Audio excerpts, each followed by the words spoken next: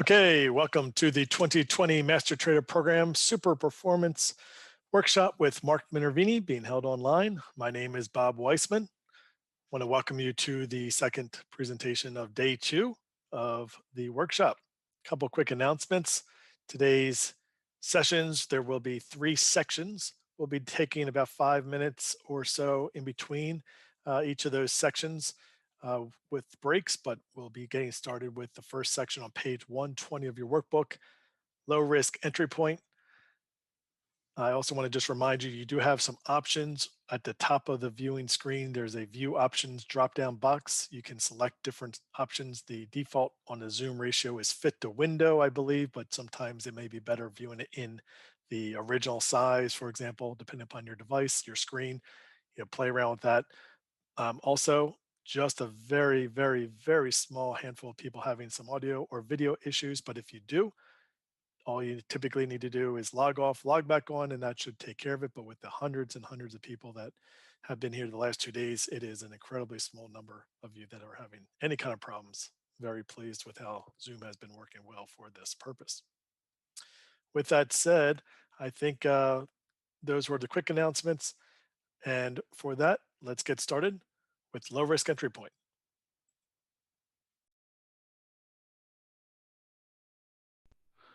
Okay, hello, we're back and we're going to go over timing a low risk entry point using the volatility contraction pattern, VCP, which is my signature characteristic that I look for in virtually every stock setup that I trade. Dave also looks for tightness in price on the right side of the base, which we're going to talk about in depth here. Just to point out, the volatility contraction is a characteristic of a pattern. So it could be a cup with handle pattern, my signature cup completion cheat or load cheat patterns, even power plays and shorter patterns are going to have volatility contraction within them, which I'm going to show you. If you want to limit yourself to the very best setups, you're going to want to stick with stocks that have this characteristic. And Mark, I would say that this is very, very important in that it shows up. I mean, 100% of the time, 95% of the time before a stock really takes off and makes a great move. I'm looking for this every time I'm going through a chart. Yeah, and we're going to explain in a little bit here why it's so important, exactly what's taking place during the supply demand process and why it's so important. But let's take a look at what it looks like and talk about it a little bit for you to be able to identify volatility contraction. So in this example here, this is FSI International. I traded this back in 1995. It made a nice move coming out of this cup with handle. You can see that it comes off the highs, corrects, it comes in 18%, then rallies back, and then comes back again, and only comes back about 5%, and then breaks out from there. So that would be volatility contraction, and it's within, of course, a stage 2 uptrend. I want to point something out that's very important. Everything that we talk about going forward builds on everything that we talked about previously. So nothing negates anything that we already talked about. So if we're talking about a price pattern, well then, if we previously talked about being in a stage 2 uptrend, well then all those price patterns are within stage 2 uptrends. So everything that we spoke about previously is just, you can apply. So we're in the stage 2 uptrend, and now we're looking for that volatility contraction. Here's what it looks like on a daily. So on the daily, let me get my little pointer here. Let's see, get my spotlight. There we go. On the daily, you can see how tight this was. I mean, very, very tight price action here. And then it comes out nicely up a bunch of days in a row. This was a real easy stock to trade and to hold because you could see it never pressured me at all. It just came right out of the gate, had a small pullback and was in new high ground. So I was able to hold it for a bigger move here. That made a nice move. Now, we want to talk about the. Go ahead, I'm sorry. Dave, the other thing I would like to add, if you could go back to that, the first chart, go to and you know what you can combine this with is volume contraction pattern too. because if you look at the volume, what is happening during these, it looks at these weeks that is where the price is contracting. Well, the volume is doing the same thing. And if you go to the other chart, you'll see it also. I mean, I guess this is a daily, but look what that volume is doing. It's just coming down as that's tightening up. So I always see those two go in the hand, and the smaller the volume, I think the bigger the explosion coming up and out of there. Right. And Dave does this every year. He gives away before we get to that part, but that's okay. But it's so we're going to get to that in just a second. But we should be looking at this all the time anyway. Yeah, absolutely. Absolutely. So we're going to talk about the volume in just a second, but yes, volume should be contracting with price, particularly in the last contraction in what we call the pivot point. So we have a whole section on pivot point. So we're going to get to that.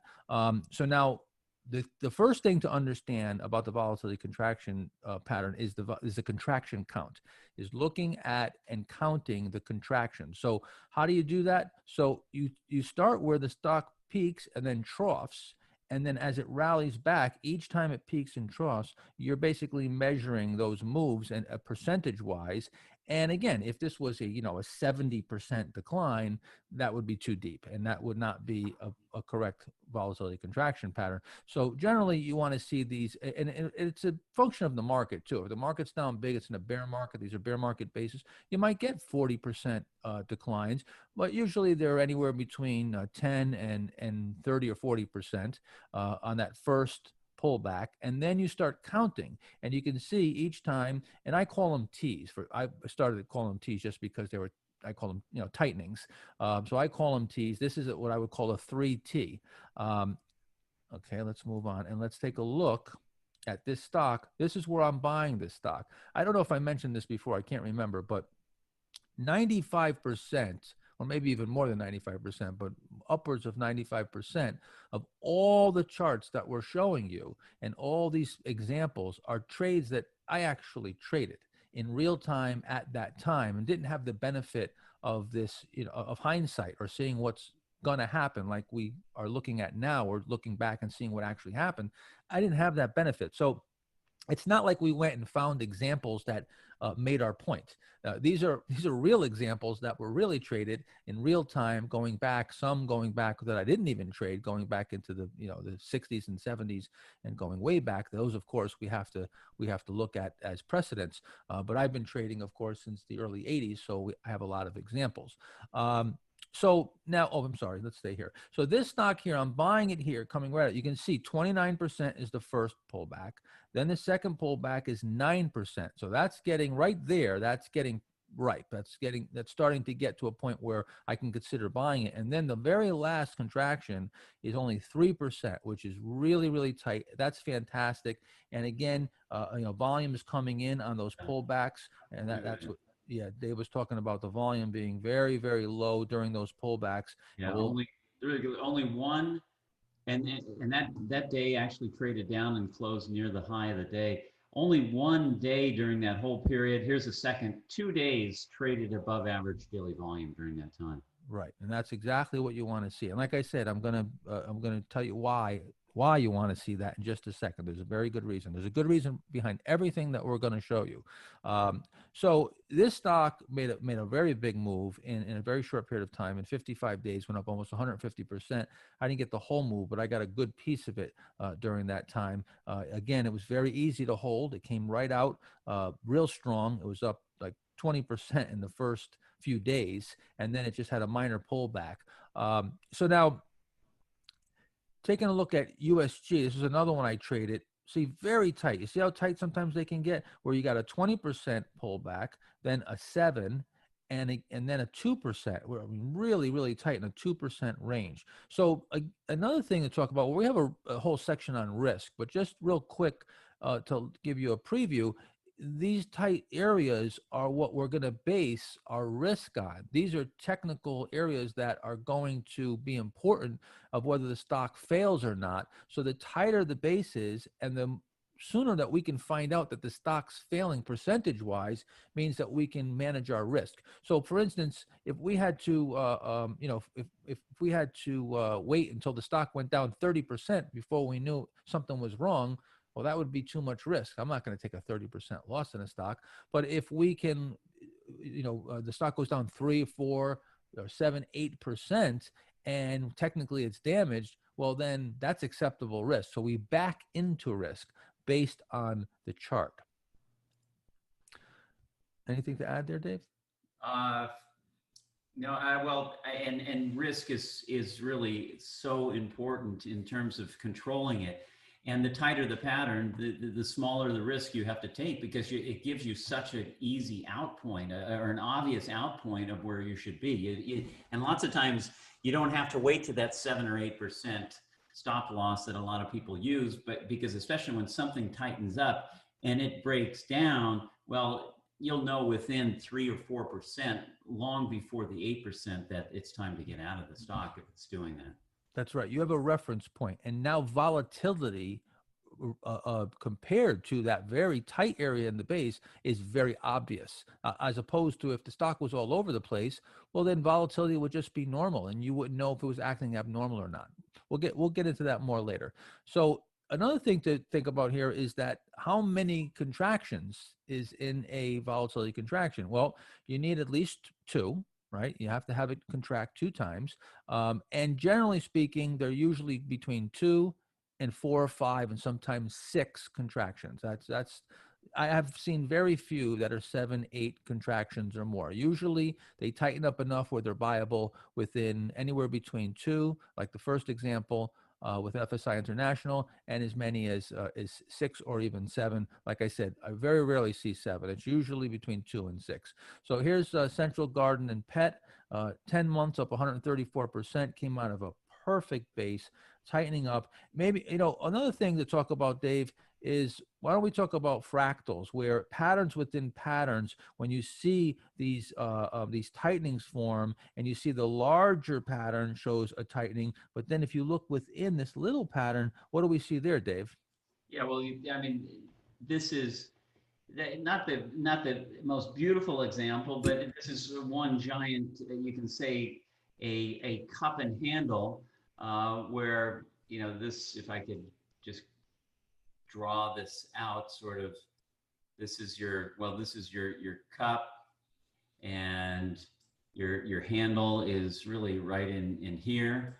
And then within that, you get a cup and handle. So that's what a fractal is. It's a smaller pattern within a larger pattern.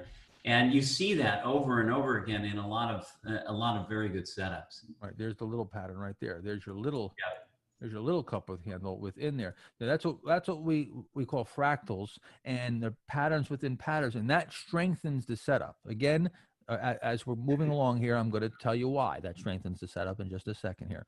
So let's just take a look and show you some examples. So here's one that corrects your first time, second time. Now it's still way too wide, and you see it comes off again. Now you might ask, well, why not count this one? Well, that's because this one happens afterwards, and you would have counted this in real time. But then when it came up here and then came down again, if this pullback is deeper or the same as this one, then you would count this as 3. It doesn't really matter if you count it 3 or 4. It's not really relevant. It doesn't matter if it's 3, 4, 5.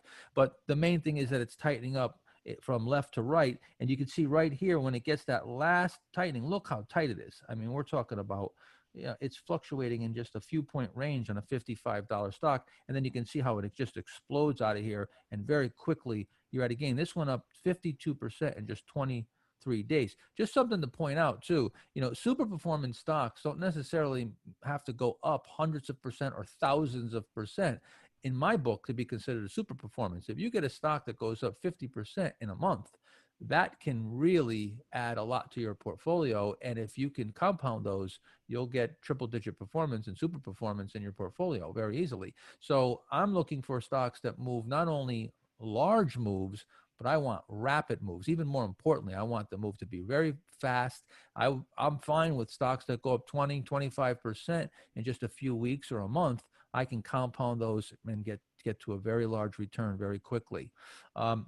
Dave, as far as, for screening, let's talk about real quick why, you know, people have watched us screen and say, how do you go through the charts so quickly? We're just like kind of flipping through them, like bing, bing, bing. I mean, really, really fast. And like, how can you see all that information? Because we're really not looking for all that information just yet when we're first screening. When you're screening, going through charts, what are you looking at, Dave? Yeah, I immediately, when the chart comes up, I look into this point here. Is the stock tightening up in this last month or so? If it is, or in the last couple of weeks, if it is, then I scan the rest of the chart to see where are we in that pattern, in the overall pattern. Is it in the upper half of the entire range of the chart? And so that's how and you know, if the first criteria isn't met, then I go on to the next chart and the next chart until I see this tightening on the right side within the larger pattern.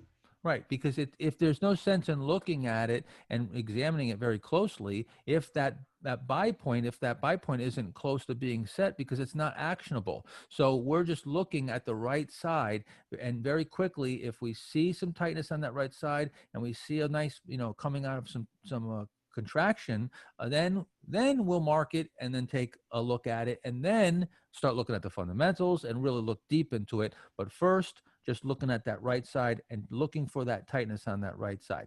Okay, let's talk about why this is important. Why is this important?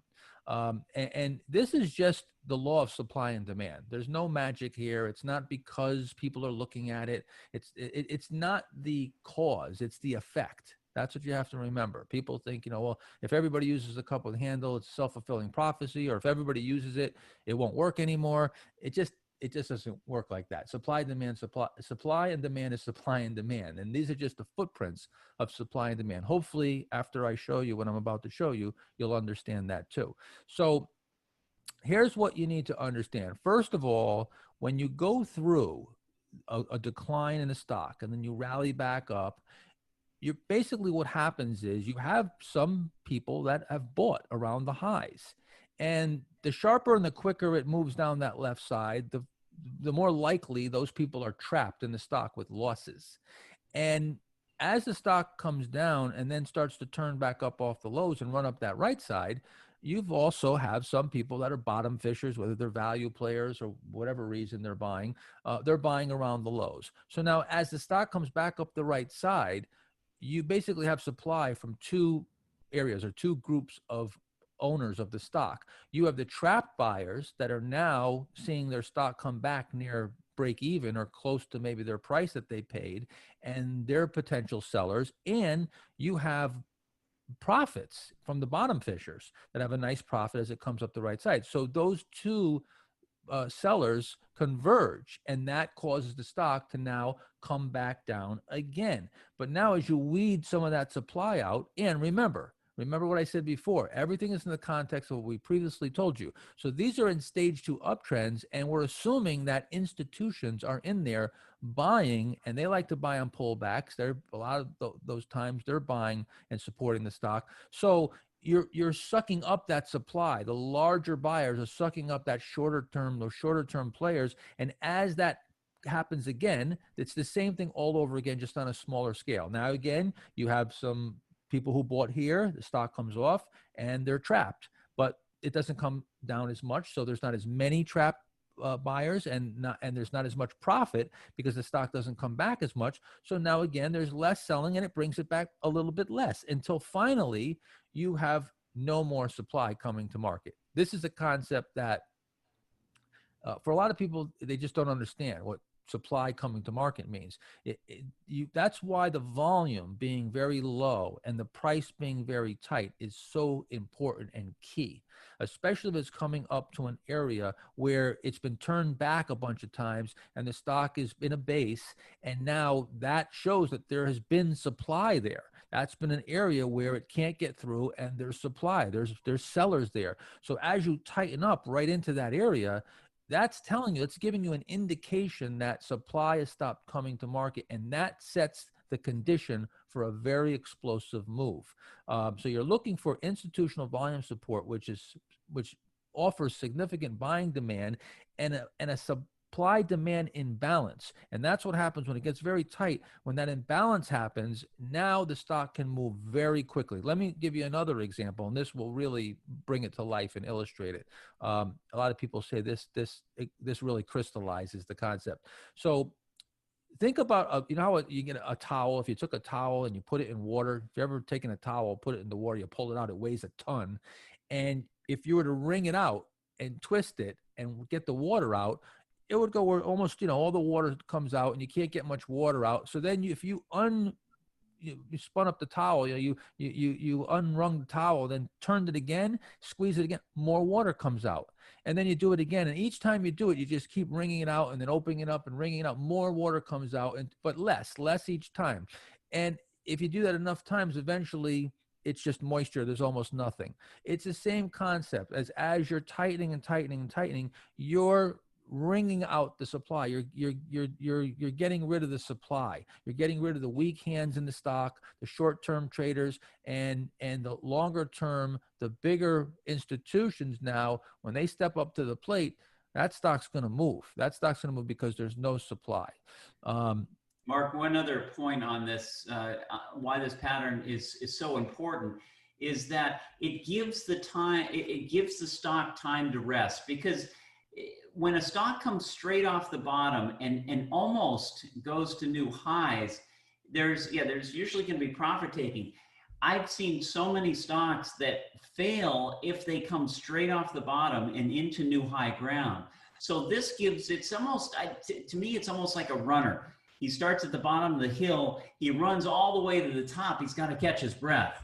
And so here, and then here, and here, he's got to take a time, catch his breath, get his energy up, so then he can break out and have another big run. But so many stocks fail if they go straight off the bottom and right into new high ground, because this doesn't occur. This setup does not occur to get it ready to go for the next move. Right. And what Dave's talking about is something that we call time compression. And we're going to talk about that later, where when the stock comes straight up the right side and you don't give it enough time to develop, fully develop, you're in it premature, and you're risking being whipped around, stopped out, or having the stock continue its decline. And again, remember, like Dave said, these are in uptrends. These are stocks in uptrends, powerful uptrends we're looking for. So again, they may come ripping up from their lows within this uptrend, and then there'll be temporary profit taking. Let's show you what that looks like with Netflix.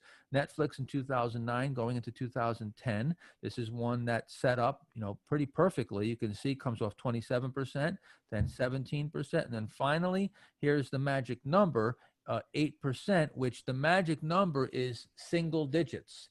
For me, at least, I want to see that last contraction be in single digits, because I want to be able to set a stop at the worst case scenario at the bottom of the pivot, sometimes at the bottom of the base if it's really a very tight base. But I want to be able to, or at least know that the stock is acting abnormal if it takes out those lows. And that, to me, I don't want to have to wait for double digits for that, because I don't want double digit losses. So I try to get into stocks that are only in pivots on the right side, that are in single digits. And now, Mark, the other thing and this is something I mentioned earlier, these patterns, these volatility contraction patterns are patterns that you've got to get ingrained into your mind. So you see this when you're going through charts and you start seeing a stock that sets up like this. This is the pattern you want memorized. So it'll come, again, maybe next week or weeks from now or months from now, you see a pattern exactly like this. You're going to go, man, that looks like Netflix. This is probably going to work. Yeah, and like Dave said earlier, virtually 100% of the stock prices that explode out of these patterns. You're going to see it over and over and over. It doesn't matter if you go back to 1896, 1903, 1930, 1950, 1980, every single cycle, you're going to see the same thing over and over. Now, Square is a good example, because this was exceptionally tight, even in the first decline here, which, you wouldn't know if you didn't measure this. You always have to measure, because if you just looked at this, you would never know what the percentage is. It's only off 13%. It's only off 13% here. And then the second contraction, or the first contraction, but the second T is down 5%. So that's a buy point right there. And then it offers you another buy point here when it's only off 3%. So you could actually do some pyramid buying here, which we're going to cover at another area in the workshop. So again, applying the same principle is universal. Okay. And you can apply it to any stock. It's not like it has to be a certain type of stock, or whether it's a NASDAQ stock, or if it's a conservative stock. You can apply this to every stock, because this is just simply supply and demand. As a matter of fact, it's really timeless as far as the time frames are concerned. I want to show you this little setup right here, where you can see, again, look at how the stock tightens up incredibly tight here, right? And look at the volume. Here's what Dave was talking about, how the volume comes way in, and then as it comes out, you see the expansion in volume. All right, we're going to talk about that too later, about volume, and looking for the contrast between the volume in the pivot and the volume that when it breaks out. But here's the interesting thing about this particular chart here. This chart right here is a 5-minute chart. This is simply an intraday chart. So you see the exact same concept. Matter of fact, if you take a look, that whole setup and rally, excuse me, happened between that area and that area of that one daily bar. So you see, again, if you looked at a weekly, like we looked at on the Netflix chart, or a daily, as we looked at some of the other charts, or an intraday, you're going to see the exact same thing, because this is simply the law of supply and demand. It doesn't know time. Time has nothing to do with it. Now, you'll see, sometimes you'll see up in the corner, I have a little abbreviation. It'll show some numbers and some letters. Now, what I do is I look at the pattern, and I basically count the weeks or the days, and I look at the largest pullback and the smallest contraction, and how many times it tightened, and I make a little note of that. So when I go back and I take a look at my list of stocks, I can right away get an idea of ones I might be interested in. So this particular name right here, you can see it came off 31%, then 17, 8, then 3, right? You can see four T's, right? So this is and it's 40 weeks long. So this is a 40W 31 by 3 4T. And if you were to just take the chart away and just look at it and give it give it an overlay with depth and width, this is what it would look like right here. Now, again, like I said, you can look at this at a weekly. Here's a weekly, 27 week, 27 by 8, 3T. So the first decline's 27%, the second one's 17, the final one's 8. So now it's ripe. And you can see the volume comes in, and then it comes out nice and strong on the breakout, coming out of a nice, well-formed base. This is the Netflix chart, just on a weekly chart. That's all. No different. Now, again, here's another one, BITA. So this is a daily chart, 8-week, 28 by 6, 3T. This stock went up 465% in just 10 months. That's the kind of stock you want to be in, at least for a portion of the move. But you can see just signature volume and contraction all over it. You see the big volume here on the earnings. They released earnings up triple digit. Stock explodes. But of course, we're not chasing it there. We got to wait for volatility contraction, right? So now it goes through that phase, and you can see when it gets nice and tight on this right side, and you can see the low volume and then the volume on the breakout, that's where you're looking to buy it. Again, we're going to get into the specifics of the pivot point, exactly where to buy, when to buy in a little while. So just bear with us. We're just showing you how to look at the overall pattern right now, but we're going to get into more specifics. The key is to be able to, this is what Dave said before, is to get where you can look at these charts. And if you do this enough and you start to understand what you're looking for, and the reason why I came up with this volatility contraction concept is because I saw so many people looking at chart patterns and they'd say, hey, is this a couple with handle? And it's not even close. So I wanted to enable people to be able to look at these charts and get a better idea of what is a constructive price pattern. And eventually it's almost like you put on glasses and they've got a template in them, and you look at a chart and you're just looking for that to overlay that template and have it fill in that template. That's sort of what you'll eventually, if you do this long enough, this is sort of what David and I are looking at when we're looking at the charts. We already have an idea of what it needs to look like. Now the chart's got to fill in that template, basically. Yeah, and the way you get these examples, I mean, you could just bring up almost any chart program, look at the best winners of the last 6 months, and look for these patterns and mark them up and put highlighting on them because you'll see these patterns show up over and over again in these great winning stocks. So the examples of this are easy to find. You just pull up, Market Smith or any other charting program.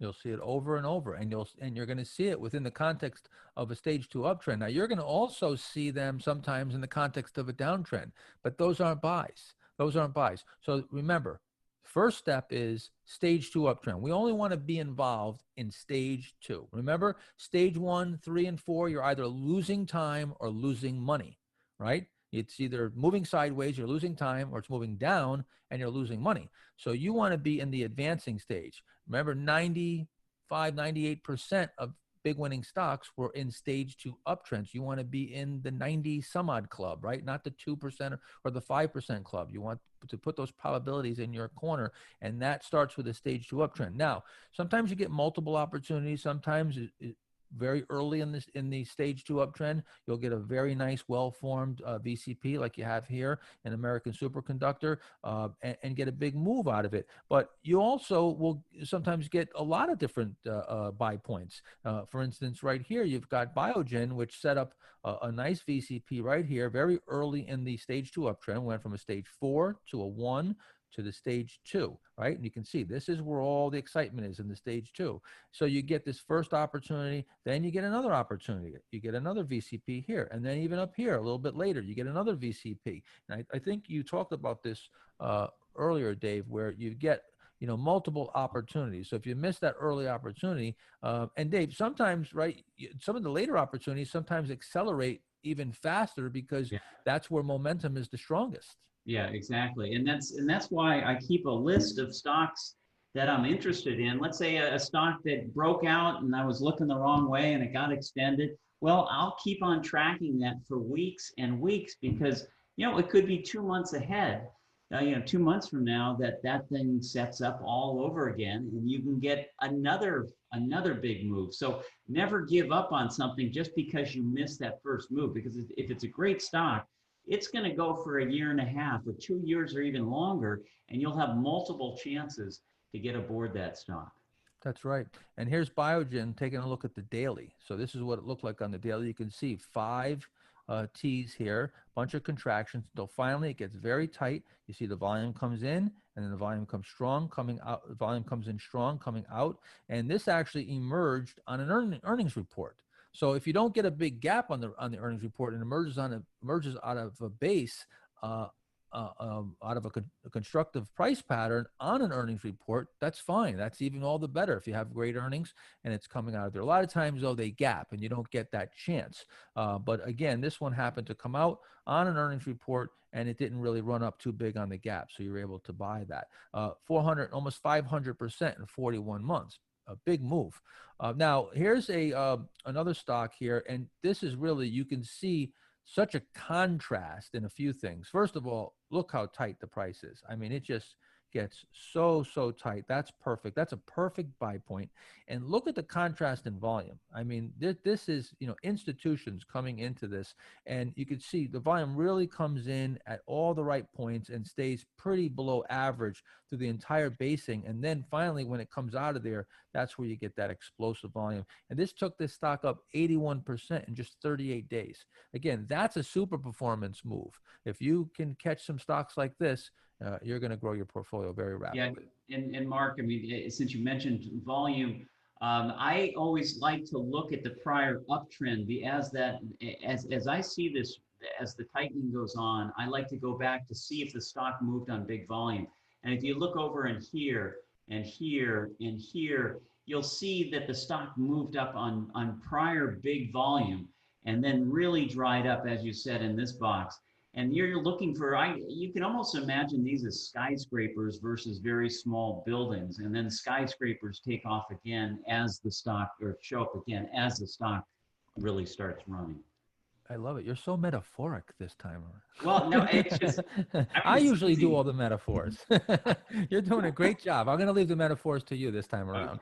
Okay. Awesome. Yeah. So what Dave is saying too, and is assessing the quality of the stage two.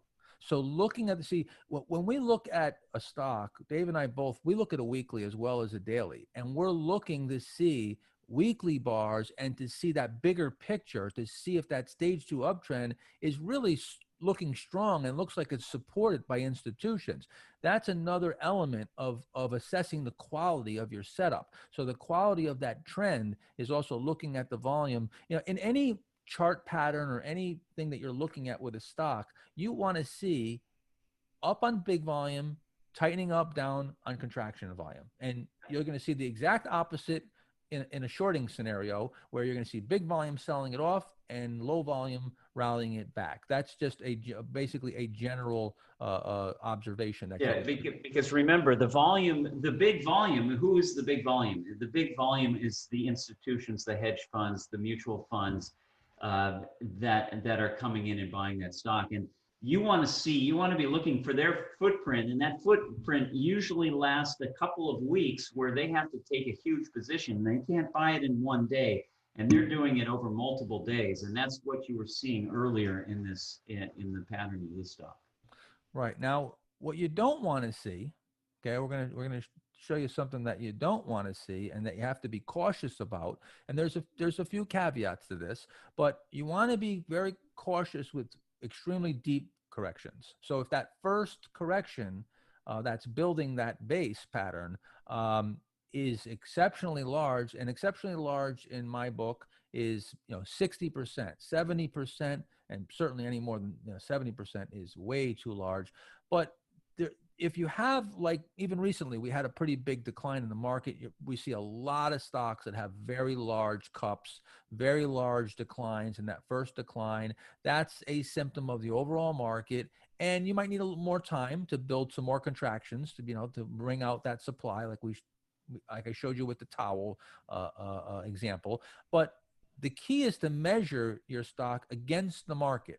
So, and then you'll see if it's abnormal or not. So in this particular example in Mankind, you can see the stock comes off 60%, but during that period, the NASDAQ was only down 6%. This is very abnormal. This is a very abnormal action. And while it came rallying back quite a bit, as a matter of fact, it went up 125%. If you were waiting for it to contract and go through a volatility contraction, you might be in for a very, very bad surprise when it gets overwhelmed by supply, because now you've got a lot of trap buyers and you've got a lot of profit in the stock. So it's a faulty setup, and you can see the stock comes crashing in and then goes through the exact same thing all over again. Big, huge decline, rallies back, and once again runs into supply, and look at how it just gets killed. This is a huge weekly bar, and again, that's not Aunt Betty selling. Those are institutions. Look at the giant spike in volume. That's the exact opposite of what you want to see. Like Dave was talking about, we want to see these skyscrapers, as Dave called it, on the upside, not on the downside. Yeah, and as you're mentioning volume, right here, you see that big volume spike. Well, what happened? That was on this decline here. The subsequent rally, there was no volume that was even close to what that volume traded on the downside. So I always love to compare how big is the down volume versus the up volume. And if it's rallying on lighter volume than the big spike down, that's a major warning sign. Right. And then I'm going to use the stamp too. He gets to use the stamp tool. Yeah, well, you see it there too. And then you can see as it comes off right here, right? Yeah. I use a little check mark as it comes off right here. We get zoom. We get all these tools to use. It's kind of fun. Yeah, as it comes off here, you see the big volume again, and that's larger volume. That's larger, and then here it's even larger volume, and you can see how the stock just completely underperforms and goes from 10 down to 5. And then if you remember how I talked about how much can the stock go down if it's already down 50% or 90%, 100%, right? So again, it goes to 5, but then it goes to 2, right? How much can it go down from 2? 100%. And go to 0. It can go from 2 to 1 and go down 50%. So it's from where you're buying it. Okay, keep that in mind, bottom fishers. All right, let me So another example here. So here's another faulty base that was very abnormal in Travel Zoo. You can see stock comes off 50%. NASDAQ is only down 10% during the same period, comes up that right side. It contracts. It does contract.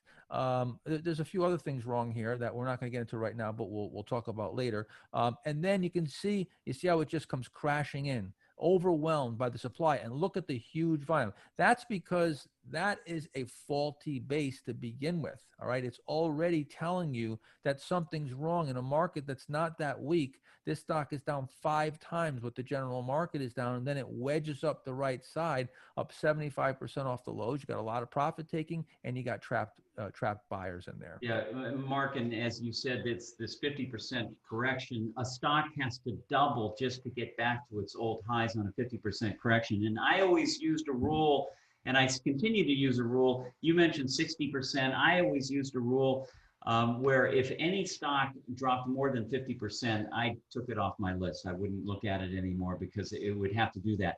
That was only broken. I saw stocks breaking that rule only once, and that was in 1999 into early 2000 when the first internet craze, and stocks would have these huge declines and then run right into new high ground. But that was at a very crazy period. But in most normal markets, when something corrects that much, it's going to take a long time for it to come back.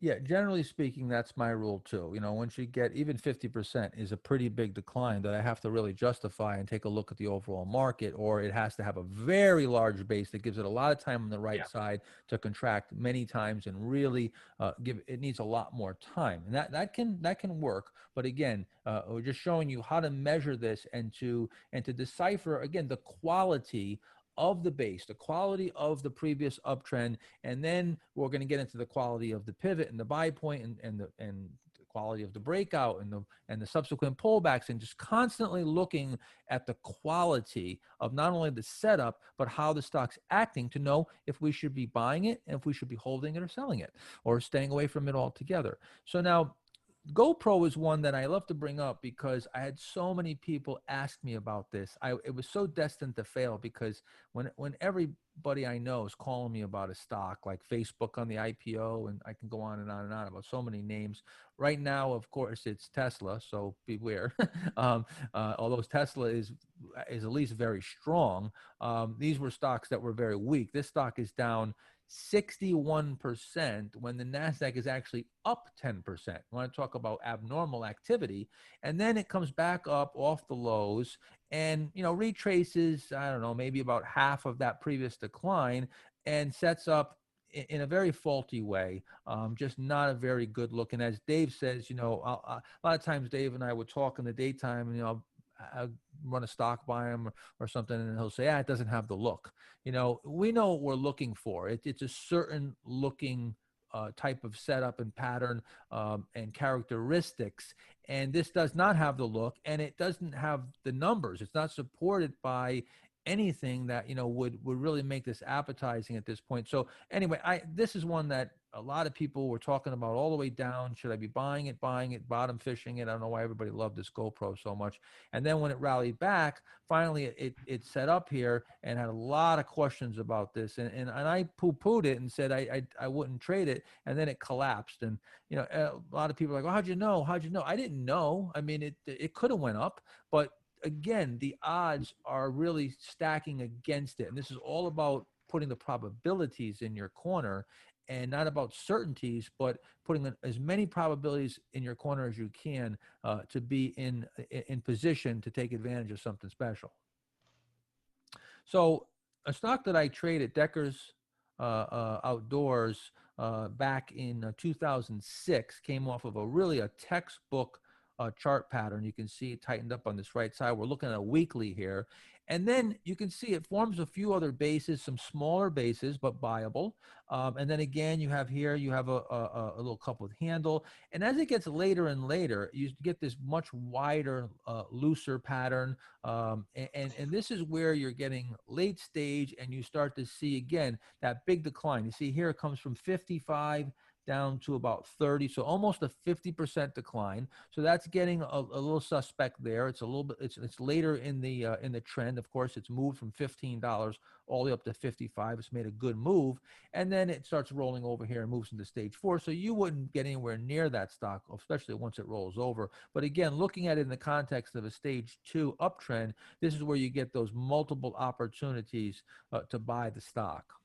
And here again, you had the biggest volume that ever traded was a week to the downside, and then you actually had another week. You did have a strong week coming back, but you only had one, and it wasn't as big as this huge week here. Again, combined with a 50% drop, then, or almost a 50%. Well, I guess it was a 50% drop.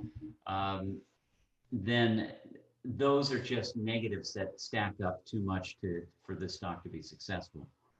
Yeah, yeah, and again, again, looking at the volume with the price, always comparing volume with price. We're going to get into volume and price very specifically and looking like the microscope. As I promised you, we start from a satellite view, go to an aerial view, which we're pretty much at an aerial view right now, and then go to an overhead view, and then down to a microscopic view. So we're coming in closer and closer here, and we're going to take a break now, and then we're going to come back and we're going to get even closer, and we're going to look at the pivot point, the exact buy point, and what that right side, the very right side, should look like, and look at volume and price.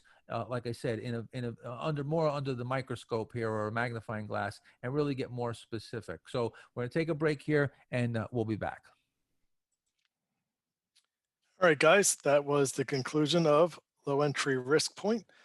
We're going to take a 5-minute break here, get up, take some time to get a drink, get some food, go to the bathroom, do like I like 10 jumping jacks, get the blood pumping, as we're just getting started with this session for today. Be back in 5 minutes.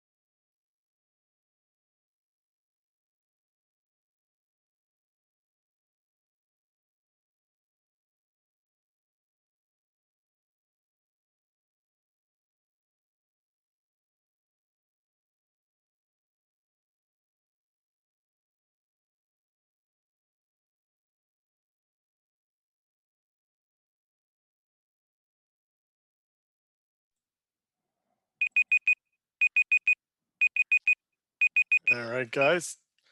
I want to just also remind you to write down any questions you have. Also note the page number, the keyword there. Keep a list with you.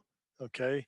Obviously, we're going to get to question and answer session during the week, but this is the place or quick reminder to do that. Also, just to let you know, this next section is going to be about an hour in duration. This is the pivot point starting on page 146. And then we will have one last section, which will be close to an hour and a half. So they're longer sections, obviously. Today's session only having 3 segments. Real quick, while we're just about to get started, let me just get a quick raise of your hand. If this is the first session you're attending today, you were not at the earlier session. Just want to try to get an idea of how many unique visitors are there from today. I mean, for now, not earlier today, just how many of you are seeing it for the first time. All right, perfect. With that said, then I think we're ready now to get going with the pivot point section, page 146 of the workbook.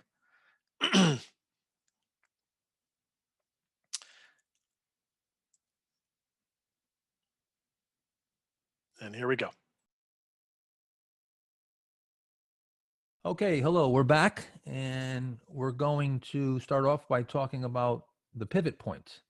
So in case you don't know what the term pivot point means, it's essentially it's an actionable area. It's a tight price point at the very right. It's the very last spot on the chart on the very right side, and that's what David was talking about, that when we're screening, we're looking on that right side. So we're kind of looking for pivot points before anything, except of course the stage 2 uptrend, which we've already determined those stocks are in that uptrend, and now we're looking at stocks that are in an uptrend and forming bases and looking for that tightness on the right side. Now, the pivot point could form at the highs of a base, or it can form a little bit lower. We're going to talk about how you differentiate that.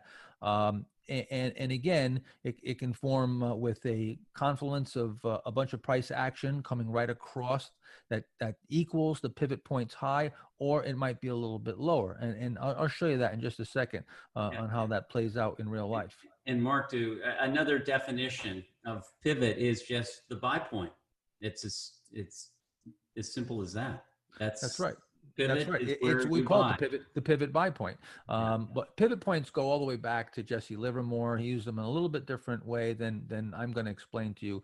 But pivot point, the term pivot point, is a very old term. Let me show you a name here, AMSC, American Superconductor, that came out of a really nice formed VCP. And remember, like I said yesterday, or I said in the previous session, everything that we talk about builds on what we talked about previously. So again, stock is in an uptrend, VCP action, and now pivot point on the right side, tightening up and coming out of that tight price action. That's your actionable, that's your buy point. That's where you're looking to buy the stock as it breaches the upper highs of that pivot point.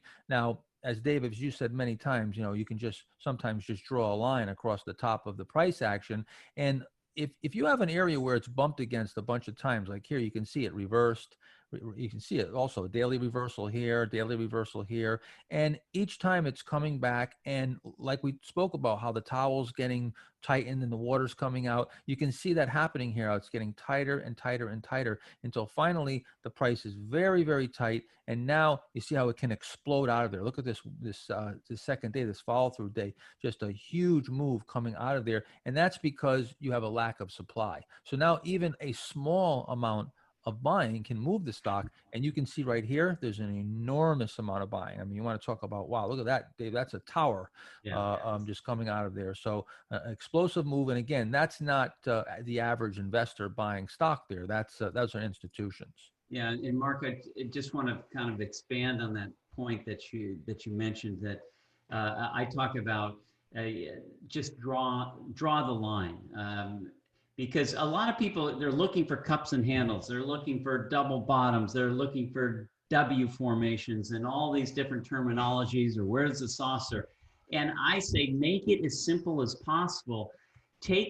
draw a line across the majority of the tops. You know, where 90 to 95% of the base is being built below a certain point. Just draw that line going across, and sometimes that line is being drawn down a little bit to the right. It's a little bit of a downtrend, but I just try to simplify it and just draw that line, just as Mark has that drawn on that American superconductor. That's where your pivot buy point is when it goes through that line. Right, and we're going to show you. We're going to draw a bunch of lines here, actually.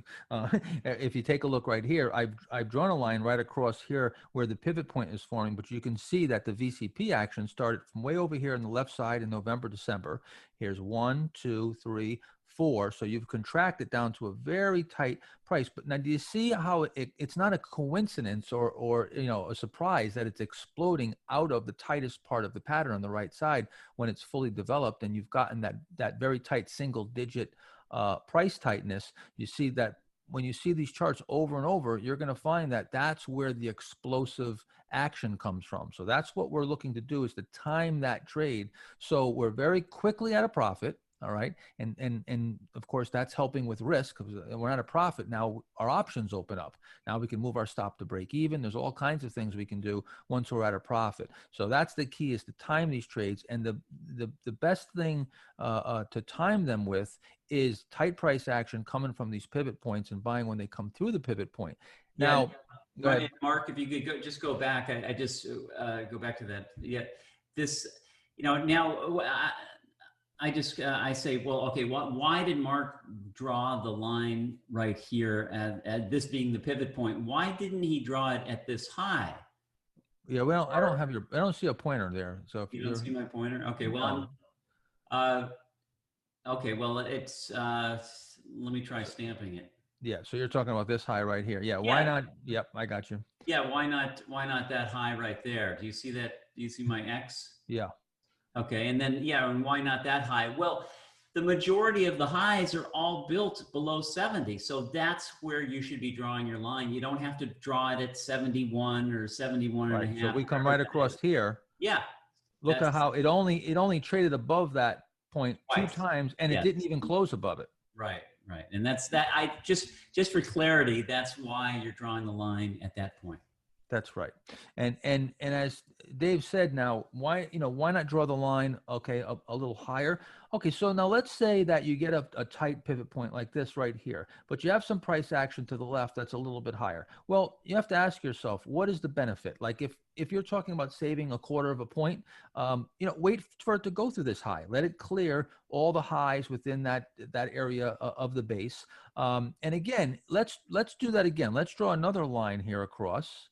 And let me get my tool here. I want to show you something. So if we take this and we come straight across, even here, you see it's only traded above this area way back here. But since it started putting in this base, you see it doesn't trade above that area. That's where the majority of the price action stalls, comes up to that area, stalls, comes up to that area, stalls, comes back. See, that's where the supply is. That's where you want to tighten up into. So very important to remember what we talked about before, where I said, when you have the supply, when you see a clear cut that there's an area that where you call it resistance, resistance, support. I call it supply, an area of supply. And when you tighten up and you're able to move sideways for a number of weeks or even months, and you tighten up on that right side and the volume comes down, it's telling you that there's a good indication that supply has stopped coming to market, that this supply has been worked through like the wringing of the towel. So we're going to keep going back to that concept over and over here. Again, taking a look at baby stores. This is back in '98. I bought it coming out of this base here. Worked out really well. You can see it went up almost 200% in 5 months. So again, the pivot is just a little bit below these highs, but not much benefit of buying it. You can also, sometimes when the pivot is a good distance lower than maybe some previous price points that are close to the pivot point, you can buy part of your position. So you can take maybe half of your position as it takes out the high and the pivot. And then when it gets through those other highs, you can add to it and you'll get an average price in between those two, which in this case is very, very tight. Let's take a look at baby stores. It came out, that's right here, that's that base. Let me get my other pointer here. That's the base that we just looked at. You can see came right out, very nice, a bunch of days up, little pullback, right back into new high ground. And then you got a little base right here. See, the exact same thing happens where you get that little pivot point and you're seeing the volume. Remember how Dave was talking about the volume contracts in the pivot point, then expands. So you got the contraction, the expansion, same thing here, contraction, expansion. And then over here, you get a few pivot points. You get one right here, and you get the contraction, the expansion, and another one sets up here, which is more of a classic handle. So again, you might get a bunch of buy points in a move. Maybe you're trading in and out and you buy the stock, you trade out of it, you come back into it, out of it, come back into it and out of it. Or you hold the stock and you go through these later buy points and you're not adding to your position. Or you might also trade around your position. Maybe you take off a little bit of your position and then put it back on. There's a lot of different ways you can do it. But like Dave said earlier, you're going to get yourself, in a good stock move, you're probably going to get yourself a number of buy points. Yeah, the other thing, it's, Mark, is so interesting about this chart. I mean, if you just look at the colors, you can see the blue is up days, the down is red days.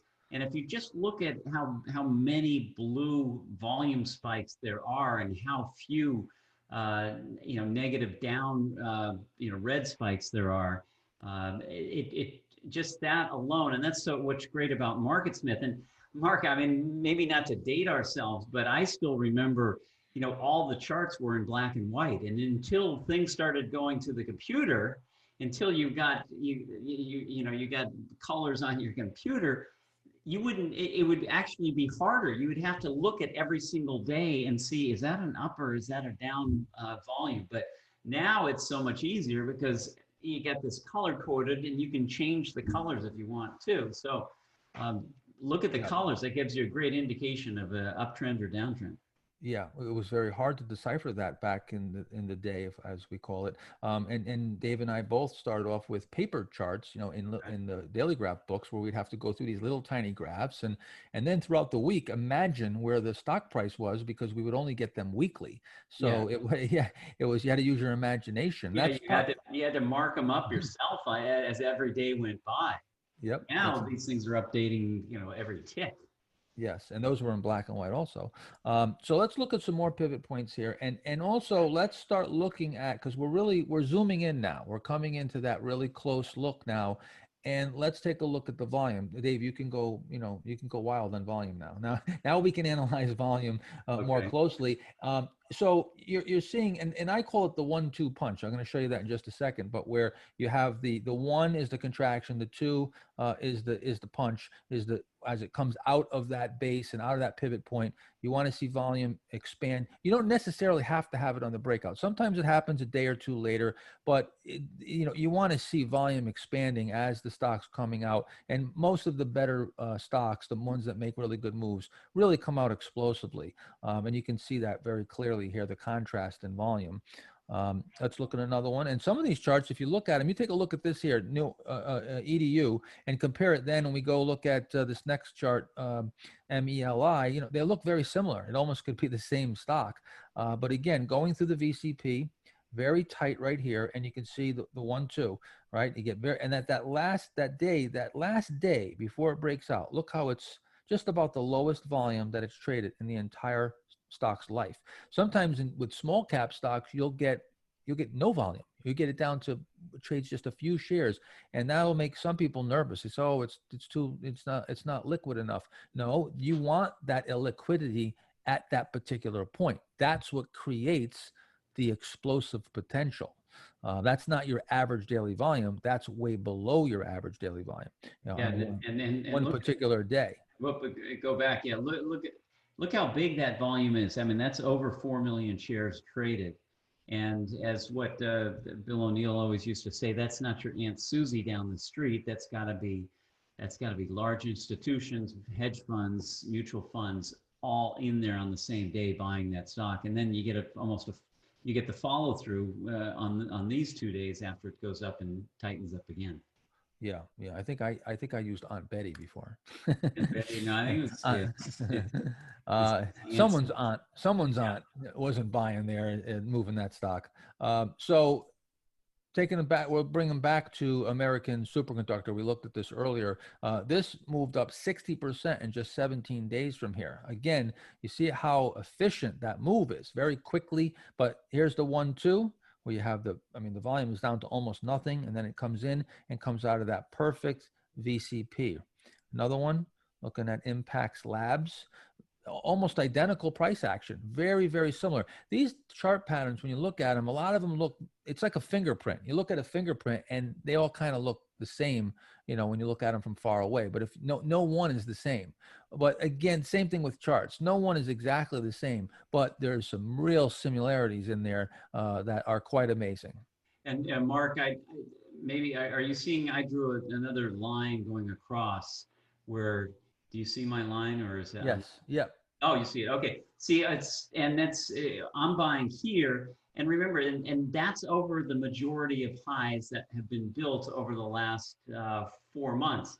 This is just, this is 5 or 6, maybe 7 or 8 days above higher, but the majority of that base is all right below here. And so when it's going through that, that's where your buy point is.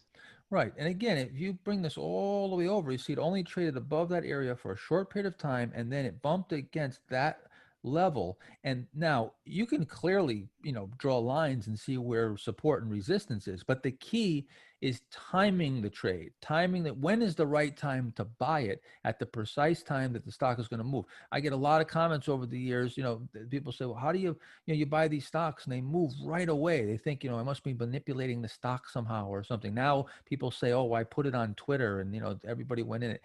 It's not true. It's just been happening, this way since I was trading a little small account and didn't tell anybody my trades. This is just the law of supply and demand and finding what is called the line of least resistance. Once the line of least resistance is formed and you go through this process, you're setting up a stock for a potential strong move. It doesn't mean it's necessarily going to move, but if your homework is right and the stock is in a strong uptrend and institutions do have an appetite for it, well, then it's going to explode. Once it goes through these type of characteristics and volume dries up, you're going to get an explosive move because even a little bit of volume will move it up from there. And Mark, my expectations, if I've read the chart right, my expectations is that when I buy that stock, I should almost be making money immediately.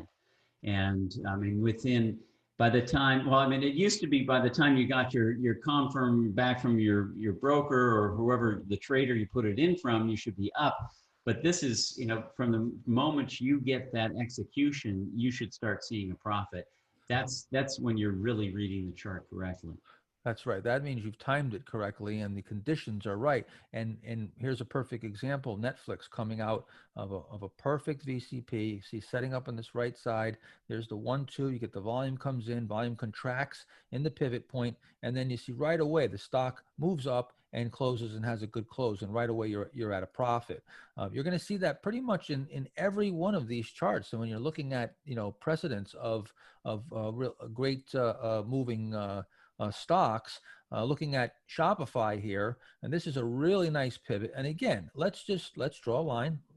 I think you were doing that, but you want me to do it? I did it. I got it right here. Yeah. So right. So let's see. Let's draw a line across here. Now take a look where I'm drawing the pivot. Take a look here. You see how? Go ahead. Explain it. How this is really just bumping against the same area over and over. Yeah, and a lot of these closes. I mean, it went above that line at this point right here. Whoops, let me. I don't see your. Yeah, right. I got it. Here we go. Right there, and then again right there, and here. But in most cases, except for this one time, it only stayed above that line for on one day.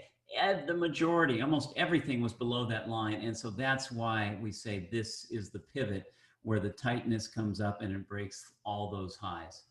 Right, but there's only one spot where it tightened up real nicely around those highs. Volume came in and it gave you that actionable buy point, and that's when the chart is completed. Now, right here, it might have completed right here. If this tightened up right here and maybe had one more tightening, you might have had a setup right here. But and of course, it would have had to move up and break out first. That's another thing we should point out is you don't want to guess. You know, like you could have said right here, okay, well, this is setting up, it's tightening up, the volume's coming in, but you have to wait until it moves and it gets above that high and above that pivot point. Don't try to guess and cheat ahead of it. I'm going to show you, actually, there is something called the cheat, and we're going to get into that in just a second. But you don't want to cheat by buying it in the pivot. You want to get it moving out of the pivot to make sure that it's clearing that pivot.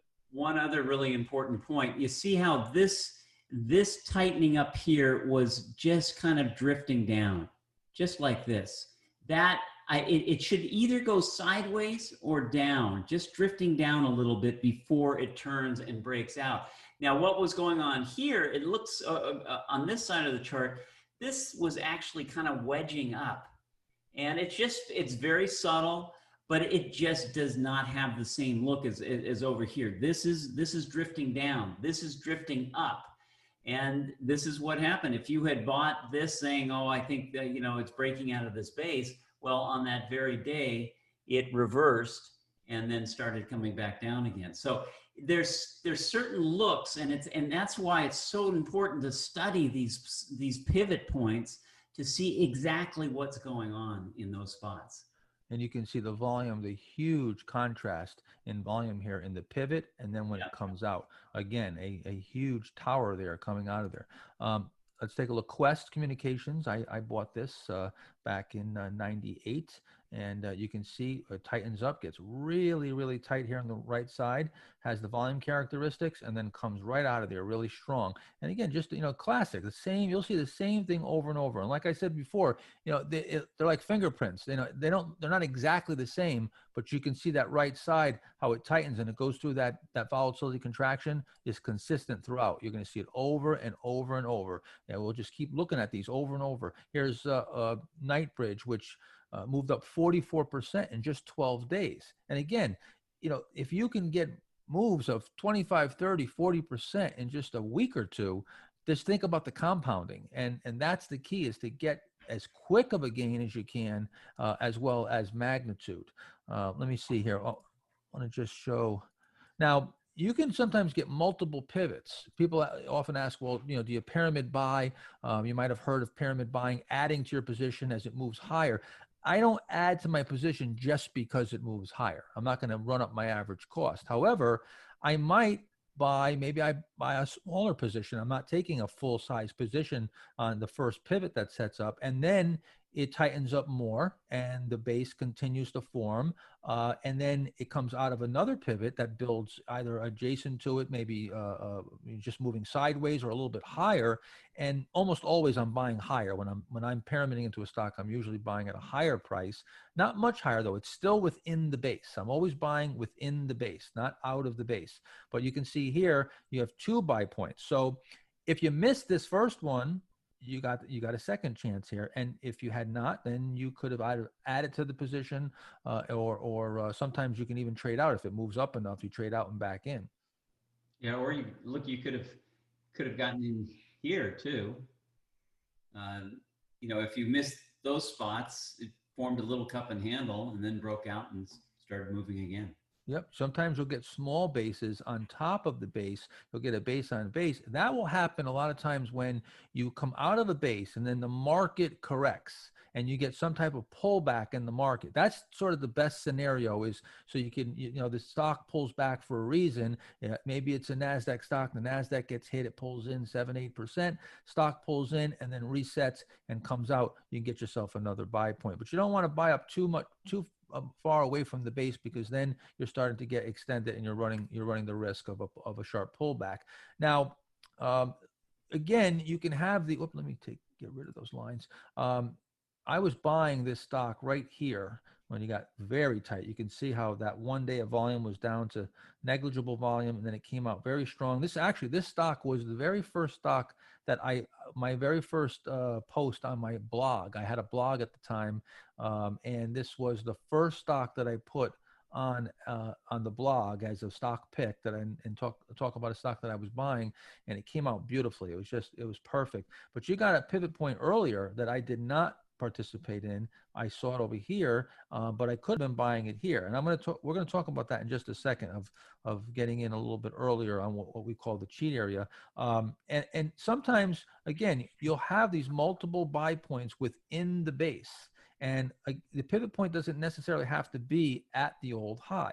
Again, you take a look here, you've got a nice pivot point right here. It tightens up very nicely, but then forms that handle right around the old highs and gives you another buy point. And you can see this is the buy point where it really has finished the base, because you can tell because it comes out explosively, right? Here, you still had some supply to deal with. This left side, you're coming up to that old high, and that stalled the stock for a little bit longer until you finally wrung out that last bit of water, right? That last bit of stock supply. And now the stock can move very quickly because there's no more supply.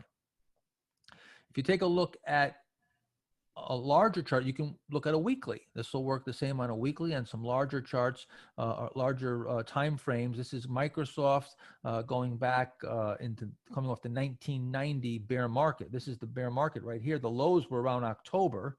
And then you set up a nice pivot point right here. You can see on the weekly, and then it comes up and real nice volatility contraction here. So this is just a volatility contraction pattern here, and then within one larger volatility contraction, and now you've got your handle. Now I call this here, this lower area that you're buying, the 3C, or the cup completion cheat, which just means that the cup portion of a cup with handle has completed, and you've got a chance to buy it a little bit lower within the base. I'll tell you how that came about. A friend of mine that used to trade back in the early 90s, we used to talk on the phone pretty much every day, and we would talk about our stocks and so forth. And we were studying the cup with handle pattern, and I started noticing, and we both started noticing this lower pivot point within the base, and started trading it. And then he would call me up on the phone and say, "Hey,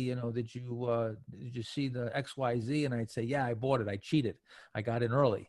So that's how we started calling it the cheat. That we were cheating on the handle and getting in earlier. Well, that's become, really my signature pattern now. We're going to talk about that in just a second. And there's even a pattern that's even a little bit lower than that. They can get in even a little bit earlier.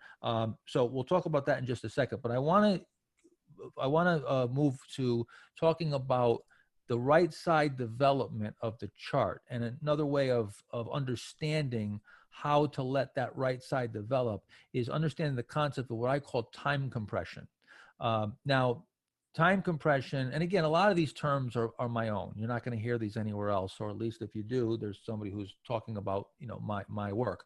But time compression is sort of, think of if you took the chart and you just sort of press that side, you push that side. Let me get where's my thing here? You push the chart this way and you squish from right to left, and you didn't give it that time to develop that right side. That's when the stock is moving up too fast off the lows and doesn't have the time to allow for the supply to be weeded out. Just like the towel being squeezed and the water coming out, you need to allow that right side. So you'll see when you go and look at these charts, I'm going to show you where you might have been tempted to buy it, but you shouldn't have, looking at Black Box. And Mark, let me add to that, if you can go back. I think also to really sum it up, the left side of the chart, there should be balance and symmetry to these things. There's actually, I don't want to get carried away, but there's actually a beauty to these things, that they're very well balanced, and this left side should be equivalent to this right side, and this is the middle, and they balance each other out, and that's what you want to be looking for, especially in cups and saucer type of patterns. Yeah, and you can get carried away, Dave. We have lots of time. If you want to get carried away, I think everybody would love for you to get carried away. Yes, so there should be a certain degree of symmetry, and I'm going to show you that right now.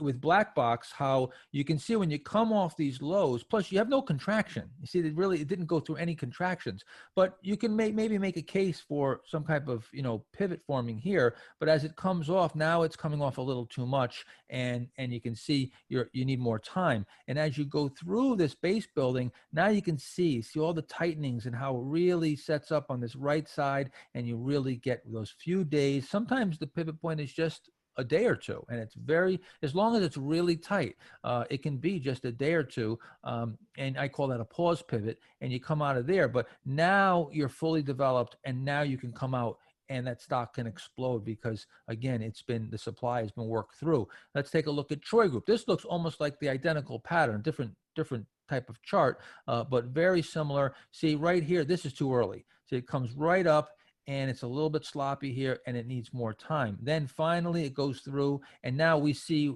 what Dave and I were speaking about earlier about fractals. You see how you have a little pattern. See how that's a little tiny coupled handle? Not only is it a little tiny coupled handle, it actually has the little lower pivot that I was talking about, and then it has a higher pivot. It's exactly the same process, or going through the same supply and demand process as you're going through in the larger time frame. A very constructive development when you have the patterns within the patterns, and they're all tightening from left to right. Now here's another one where this is really compressed right side, where it just runs straight up, and you see, look, it's like a wall there, right? So you need some time to build in that right side. So now this is your buy point, not over here. You don't want to be chasing it when it's coming up this right side, because sometimes they can come in very hard, and if you're using tight stops, you're going to get knocked around because there's just too much volatility. You want to be in when the volatility is the absolute lowest, and then buy in the direction of the expansion from that low volatility. Yeah, and let me add, if you go back to that, it's always when they come up straight up from the lows is where you run into trouble. Because I mentioned this in a previous segment, that when a stock comes up from its lows and goes right up almost, well, it actually got into new highs without really spending a whole lot of time. It's like that runner who runs all the way to the top of the hill, or halfway up the hill, and needs to catch his breath, and just doesn't have enough energy to keep on going, and that's why it has to spend more time before it gets going again. Right. Now this running right up is a good development, especially if it's on big volume, and maybe it's on an earnings report, whatever it may be. It's a good development. You want to look for big demand, institutional demand, but that doesn't mean that that's the spot you want to buy it. And as I pointed out before, you're not looking for the lowest price, you're looking for the right price. Okay. And you're going to learn as we go along here that the right price is, it takes a number of things for you to come together. And that's what specific entry point analysis is coming to a very specific point in the chart where, and the development of everything comes together, fundamentals, everything comes together to one day that you should be buying, and really working at crafting that so you perfect seeing that over and over again, and your timing becomes really, really, really impeccable. So we're looking for institutional demand. Now, here's a perfect example. I traded Dick's Sporting Goods from this buy point right over here, but you can see this came up on upside guidance. All right, Dick's said that they thought their earnings were going to be, better than the guidance, or they increased their guidance, and that gapped the stock way up. So again, I'm not going to chase it up this right side. I'm still going to wait for the volatility contraction. There is no volatility contraction yet. Now it goes through and it gets nice and tight here on the right side, and this is where you're buying it. Again, not the lowest price, the right price. And this stock made a very nice move from there. Again, looking at going back to the MGA example, huge volume coming up right there. But is that the spot where I want to buy? No, I don't want to sit through a pullback or sideways action. I want to time this stock so I'm buying it before it makes an explosive price move, and not reacting, but timing it before that happens as it starts to make that move. Let's look at VCI. So again, talking about right side development, that Dave was talking about some symmetry. You see how it comes right here and you get a nice price spike and there's a big volume spike here. And even as it puts in this right side, you could be buying it coming out right here. But to really have the whole base balance itself out, it needed a little more time, and then it finally came out here and actually came out on a gap on very big volume. So again, letting that right side develop. Elan Corp, this is one that I traded. This was coming off of the 1990 bear market. Really just textbook. A textbook setup where you came off here in a bear market. The stock actually tried to move into new highs, but the market went into a bear market. The market topped right over here and then rolled over. The stock rolled over with the market, but then it just came right up the right side as the market bottomed in October. Very shortly after, this stock ripped up the right side, set up, and then you see those last few days, so it gets nice and tight right there. I think I have another tool here that I can use. Yep, let's see right here. So look at this right there, nice and tight, right? And you can see the volume. The volume comes right in right here. And then as it comes out, I get to use another tool. Let's see here, as it comes out right here, you see the big volume spike. So that's just a textbook setup, The other thing I like about this chart, and you pointed it out, is I love when you get these shakeouts. And I always look, if I'm watching a stock, or I'm just analyzing a stock, I love to see these shakeouts below prior lows. The other thing is that that shakeout occurred on some very, very heavy volume. The stock traded down, and if you see this, just one little tiny, there's a little mark right there. That's where the stock closed. It closed near the high of the range. So it went below here. So right here, you're talking about right here, Dave. I'm sorry. Let me just, you're talking about right here, that volume. Yes. With this little move right here, right. Taking out this previous low right here. Yes. And it closed near the high of the day. And what happens is there are a lot of people that set stops right below this low. Well, all those stops were executed. It went right on down, but then there were buyers just sitting there waiting and bought it back up, and then started building the rest of its base before it took off again. And to add to what Dave is saying here, and I'll use a check mark for this, I love to see after you have a shakeout in the lows of the base, that's when I like to see subsequent to that, and not too long after. I want to see explosive price action and coming up the right side. And that's precisely what happened. This is, again, textbook. Now we're getting into some nuances here, and we're going to get into more nuances, and we're going to get into really, really fine points, but we'll point them out as we go along here. These are really, very professional observations that you'll have to start bringing into your chart analysis. At first, you're going to look for that VCP and look for that tightness on the right side, and really look more from a general view of it. But then, Dave has been doing this for, 45 years or so. I've been doing it for 37 years. We've seen literally millions of charts. We're looking at specific volume days and price action, and really seeing the little nuances that tell the story, and everything's in the chart. I mean, it's all there in the chart. If you can get the chart right, you really don't need anything else. But if you can put the fundamentals in there as well, you really can get a powerful situation. So let me move on here, show you a few other examples, and just to make the point, the point that I want to make here is that you want to see demand in the stock, not only in the uptrend, but in the base. You'd like to see some type of real strong demand, either coming up the lows or even sometimes coming up the left side. So right here, you can see company raises guidance. Again, another upside guidance. Price spikes. I don't want to chase it up here, okay, because now this is prone to a pullback, no base, no VCP. But I like the fact that they raised guidance. Now, here's where the market actually started to correct here, and the stock came in with the market. That's fine. As long as on that right side, I get the development subsequent to that. And again, I'm buying up here, or maybe even coming through here. And is that showing? Yeah, let me get my spotlights a little bit better. I'm buying over here, as I pointed out earlier. I'm buying at a higher price, but I'm buying at the right price. I don't want to go through all this time of waiting when I could maybe be in something else during that time. I'm trying to always compound my money and keep my dead time as low as possible, the least amount of time where money's not working. That's what I'm trying to avoid. I want my money always to be working and things that are moving very quickly.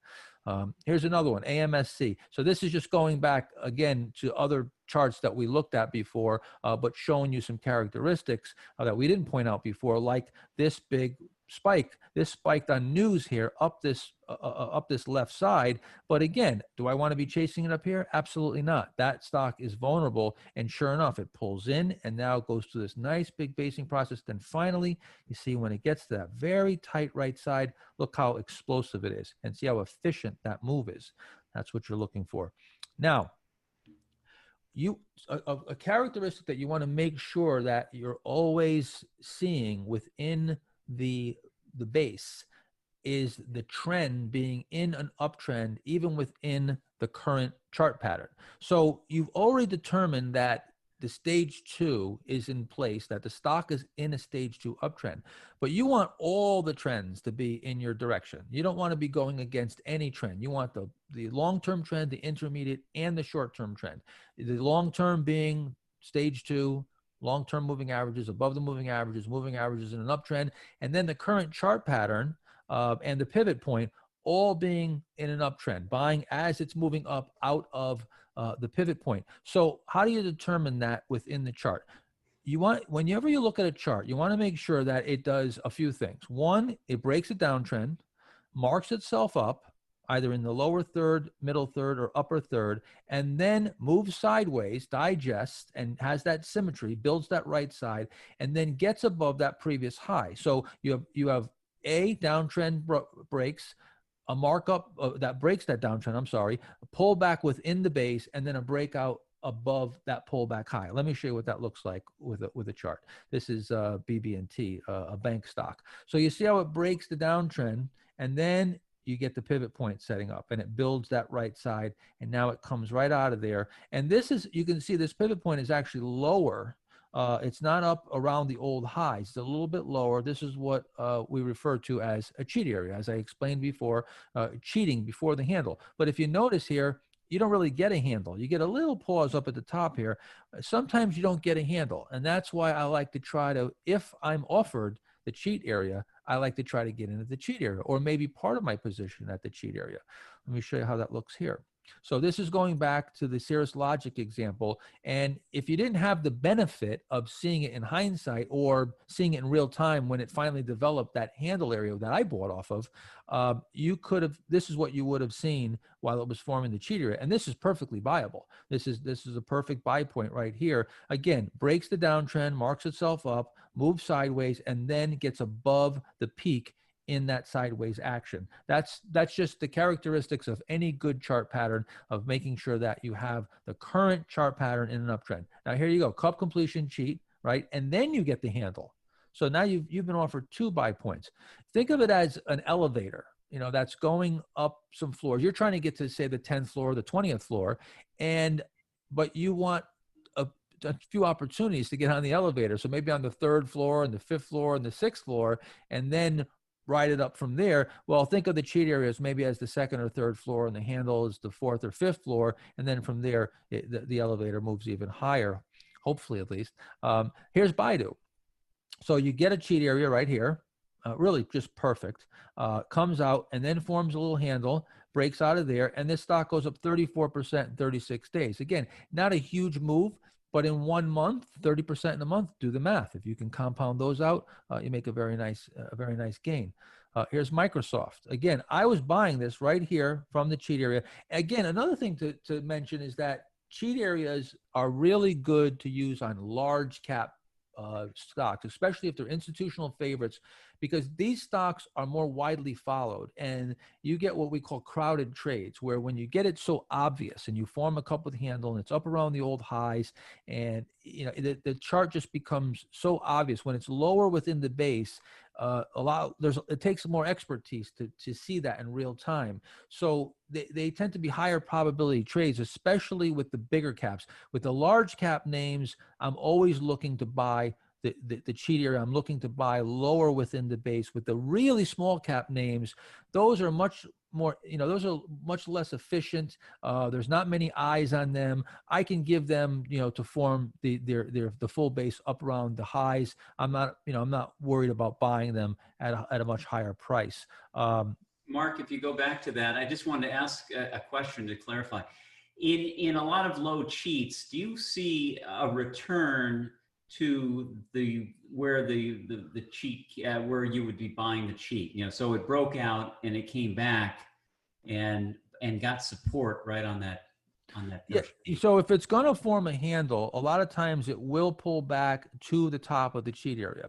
And again, you'll you know, that's sort of also a test, because it really should hold that and then form that handle area. Now, if the old highs are a good distance away from where you're buying on the cheat area, let's just say, you know, it's 15% or 20% before you get up to the old highs, you could get a trade that right from that alone, that makes sense mathematically. So if you're taking, let's just say, a 5 or 7 or 8% risk on a stop, and a trip back to the old highs is 20%, that's a great risk reward trade. That's a, you know, 3 to 5 R trade, and you might just sell it and then hope it builds a handle and buy it back, or maybe trade around your position. There's a lot of things you can do. We're going to talk about position management later. And the other thing too is when you do see it pull back and get support on that prior buy spot, and it closes, you'll see the close was right at the high of the day. That's also a lower risk area to get in. If you didn't get it down here, you could have gotten it on the pullback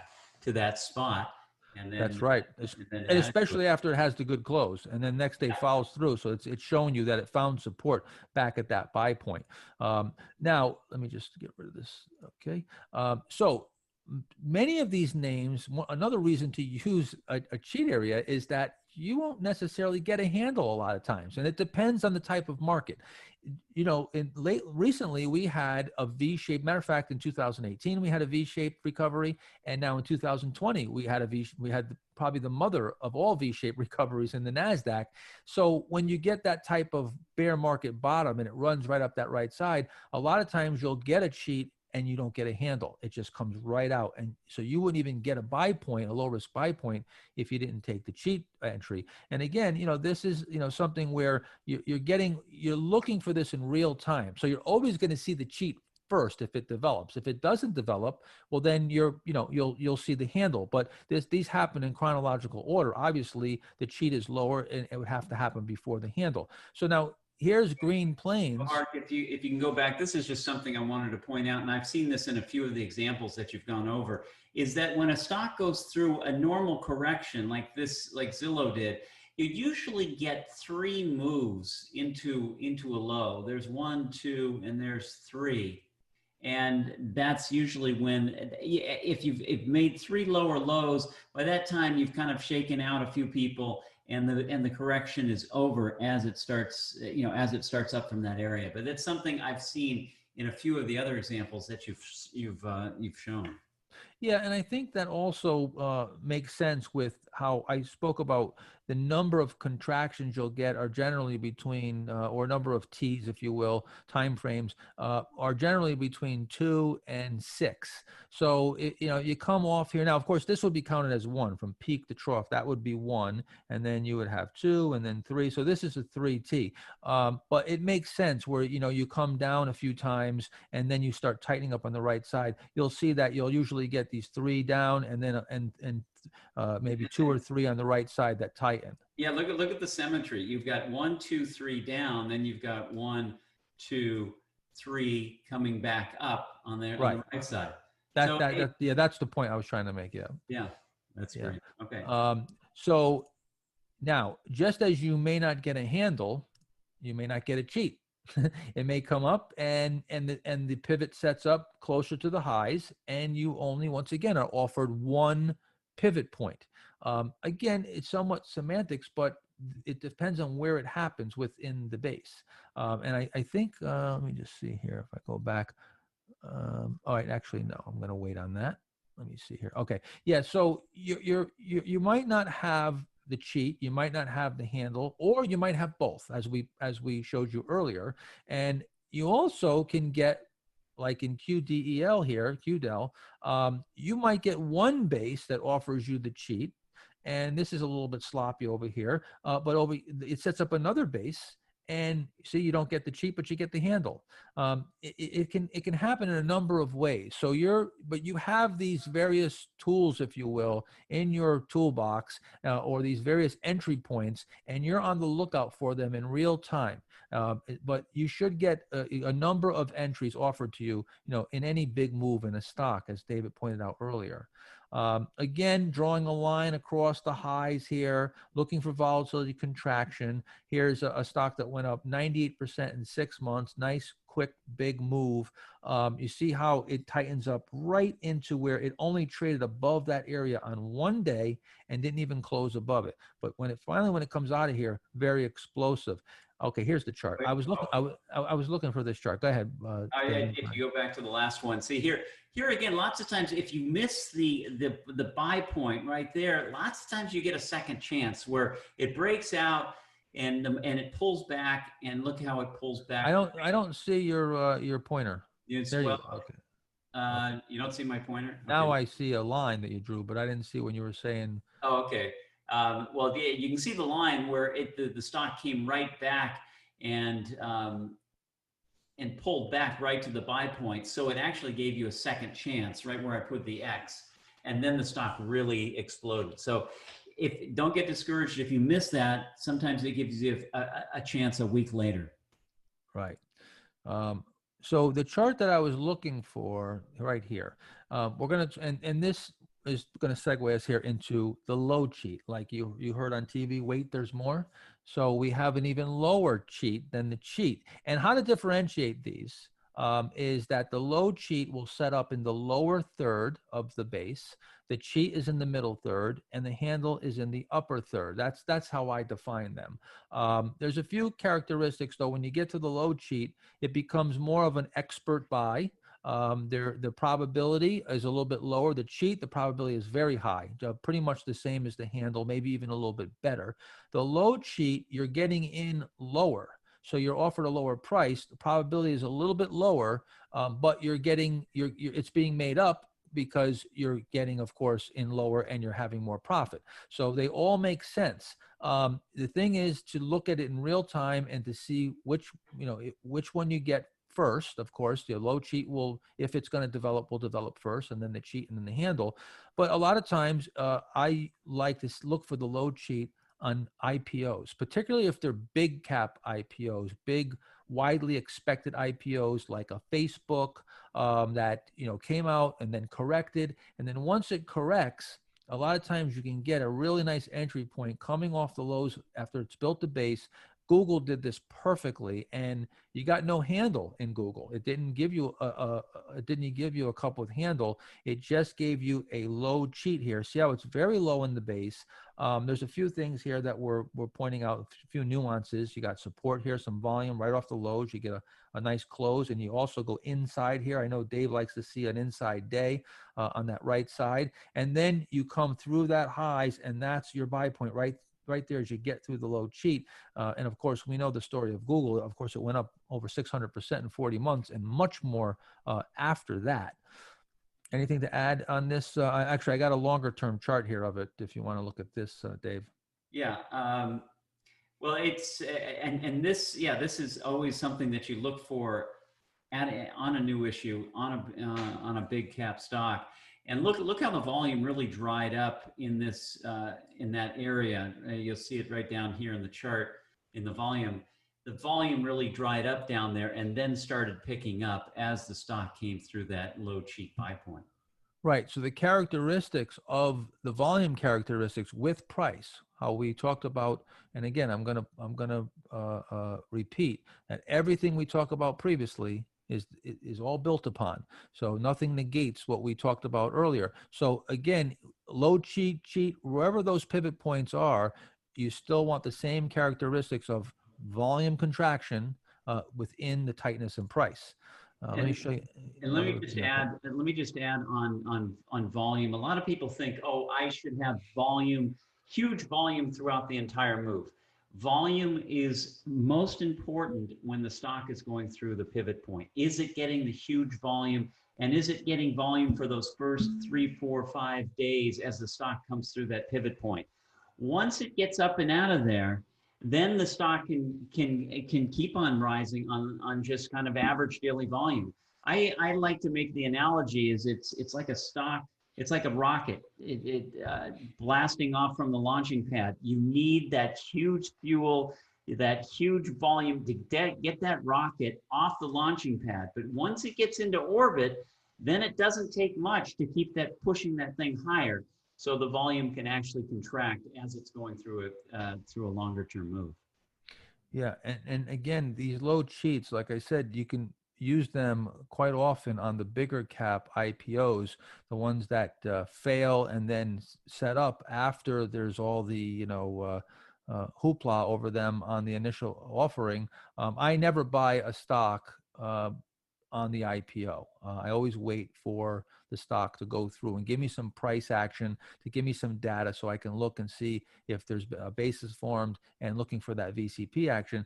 But this almost looks like Google. I mean, if you put these two charts, I'll just go back and you take a look at them, almost the exact same setup here. And here's Twitter, and coming right out of here, up 77% in 16 days. So again, a very quick move. This is a super performance move in my book, 77% in 16 days. What a great move. And you'll see this over and over. This is Vroom, VRM. This is a recent, I saw this recently, and I wanted to point this out because you had another IPO base that went through, it came up to the old highs, and you got this sort of cup with handle, but it failed. Then it came back in and set up a little low cheat, came out of there and never gave you a handle. So this was kind of a tricky one because you first got this sort of sloppy cup with handle, and I'm sure this sucked in a lot of people coming out here under those characteristics, and then it set up, and if you waited for another cup with handle, it just moved right out and it came right from the cheat area. So again, this went up 40% in 8 days. So that's a very quick move, and you see the real excitement in action happens as you move to that pivot point. The other thing on this stock, on Vroom, on even Twitter when it first came out, is that these are new names, and a lot of people aren't comfortable with these names. They don't have that much experience. Maybe they haven't used the products. So a smaller base buying off a low cheat in a name that you really aren't familiar with, it's really hard sometimes to pull that trigger. Absolutely. And you've got to get used to, like we talked about earlier, you've got to get used to names that you haven't heard of, or names that are relatively new. Amazon, all these names that are household names now, their best days, and when they came out of these IPO bases, and we're going to show you those later on, they weren't known. Very few people knew them. As a matter of fact, many of these stocks were hated, and they thought that Amazon, or the street, Wall Street said Amazon would never make money. The funny thing about Amazon and the internet in general is that when this all first started in the 90s, in the early 90s, and these stocks were all setting up, I was buying many of these names and bringing them to my institutional clients. The word on the street was that there's the only business that would ever make money on the internet was pornography, and that retail could never make money. No one else would make money. And the funny part of it is if you look now and you look forward, a few decades, porn is free, and Amazon rules the world and sells everything, and everybody sells retail through the internet. So the analysts got it completely wrong. Of course, I'm just told that porn's free. I didn't know that myself, but anyway, see, if we had a big audience, like we get a laugh out of that probably. Yeah. So, yeah. It doesn't go over as well on the internet, just me and Dave. I'll laugh. I've heard that about 6 We need a laugh track, like in the olden days. So the mother of all low cheats is probably Tilray. I mean, this stock came off, and it gave you a little head fake here. It came out reversed, and you might have got knocked out, but then it set up another buy point. You had 2 chances to buy it coming out of this low cheat, and this stock went up 1,000% in 28 days. So I mean, this is probably the the best example of a torpedo or a rocket move that I've ever seen. Wanted to point that out. Another one, ICPT. I was actually buying this stock coming right through here. Now, if you notice, this VCP is just within the context of a larger VCP. I got to see if I can get a tool to show this, but yeah, right here. So here's where it tightens up more. And if you just look, the whole base, this is the whole base, right? So you've got your load sheet right here. Then it runs up and it gives you more VCP action. And right here's another buy point as it comes through. Let's see here. Where is that tool? It comes through right here. That's your other buy point.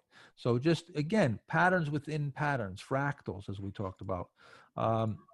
And this is a good example to, just drawing a line across, seeing where the majority of the price action is. And then as you come through there, you see very explosive coming out of there. Just going to show you a few examples. Apple, this is going back 04. You had a nice big VCP set up real tight right here. Came out of that a big base and then set up a little cheat area right here, gave you another opportunity, then came in, had a gap on big volume, came back, filled the gap, and gave you another little low cheat area. So you've got a few opportunities to buy Apple on these entry points on base after base. Now, something to to point out here is that, as a matter of fact, let me just hold on a second. Yeah, this is an example for that. So the next page is an example.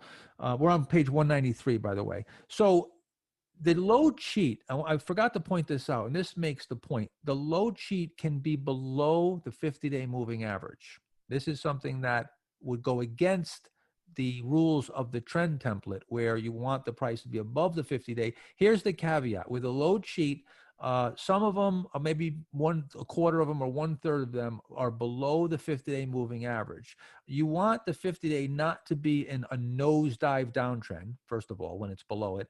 And you don't want the price to be much more below the 50-day than about 8% or so, maybe 10%, but I usually use 8% below as my limit when I'm screening. So I'll let it be below the 50-day. But if the 50-day is in this nosedive downtrend, and especially if it's more than 8% below the 50, then you have a situation where the intermediate term trend is down too much, and you might want to pass on that load cheat. But this is a perfect example of a pretty creative load cheat. You can really start to get creative with these. You can see it gets real tight here. Nice tight action, and the volume is really drying up nicely. And then you can see how it comes out. Volume comes in, you get the 1-2, and then you get another 1-2.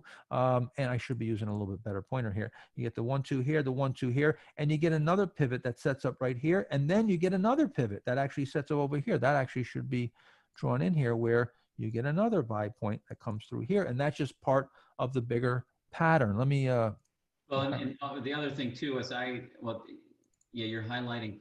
Here's your another shakeout that's going on. Go ahead. I'm sorry. I just erased you. Put that back. No, that was fine. I put it in the wrong tool.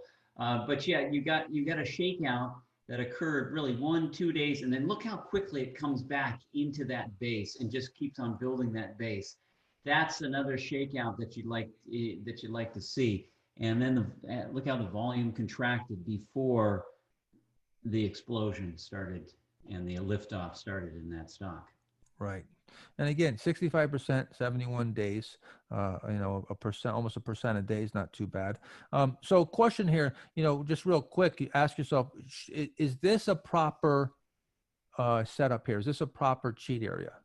And you can answer that question for yourself, but the answer is yes, it is. If you answered yes, this is a proper setup here. This would be a cheat area, and we'll take a look at that. So again, a few nuances. You see that you have nice closes coming off the lows. You've got a little volume spike here coming off the lows. Good closes here, and your volume characteristics are very nice within this base, and then you tighten up. You see how you tighten up here, and you go sideways for just a few days, and then bang, explodes out of here. So you don't really get a handle. This goes up 100% in 14 days. And again, these are the type of moves that you want to participate in, even if you got a piece of this. If it 20, 25, 30% in just a week or a few days, you can understand how the compounding can work in your favor. So we're going to take a break. We covered a lot here. Got a lot of information. We're going to take a break, and then we're going to come back. And when we come back, we're going to talk about what you do, what you look for after you buy the stock, what tells you to hold it, maybe for a larger move, or what tells you that the stock is acting normal or abnormal, that that train is coming in on schedule, or maybe the train is late and you should be questioning whether there's something wrong, what you want to see and what you don't want to see after the trade has been placed. So we'll come back and we'll cover that, and we'll take a break here. Okay, guys, that was the conclusion of that section. And what we're going to do is just take a break here. That was pivot point. We're going to be coming back, try to do it in 5 minutes. The next section is natural reactions. That will be about an hour and a half. That will be the last section for the second section here, rather, of day 2. And we'll be back 5 minutes so we can get started then. Be back.